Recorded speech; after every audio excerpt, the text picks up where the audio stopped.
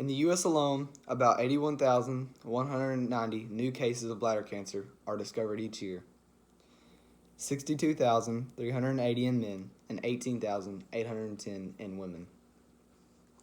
There are also 17,240 deaths from bladder cancer, that being 12,520 in men and 4,720 in women. This information is important for you to know because if you were to start having the symptoms of bladder cancer, you could stop it earlier. I have the authority to inform you because I have researched the topic from reliable sources. Today, I'm going to inform you about bladder cancer.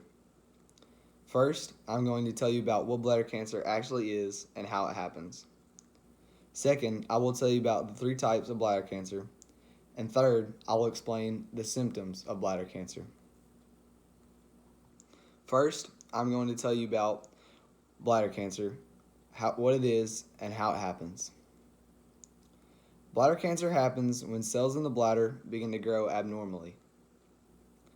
Instead of the cells growing normally, they develop mutations that cause them to grow out of control and not die.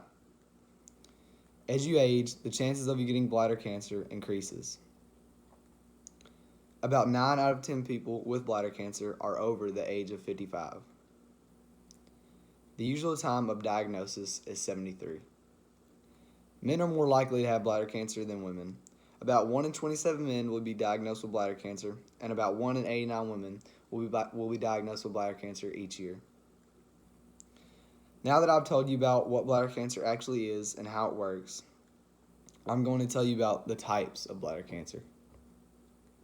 Bladder cancer can be diagnosed as urothelial carcinoma, squamous cell carcinoma, and adenocarcinoma.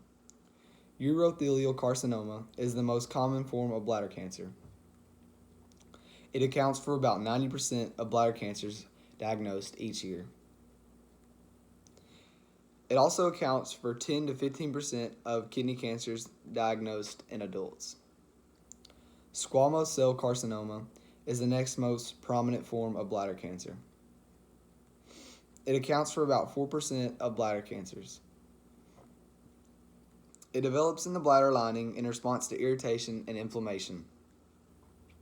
Adenocarcinoma is the least common form of bladder cancer.